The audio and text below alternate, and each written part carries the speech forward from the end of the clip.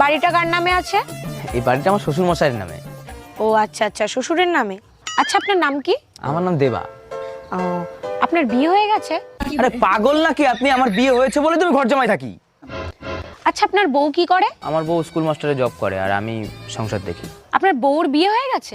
আরে আমার বিয়ে হয়েছে, আমার বউরও বিয়ে হয়ে গেছে, তাই আমি ঘর জামাই থাকি। আচ্ছা বুঝলাম, কিন্তু বিয়েটা কার সাথে হয়েছে? আমার বউর আমার সাথেই বিয়ে হবে, আর কার সাথে বিয়ে হবে? আচ্ছা আচ্ছা, ঠিক আছে ঠিক আছে, তা আপনার শ্বশুরের কি বিয়ে হয়ে গেছে?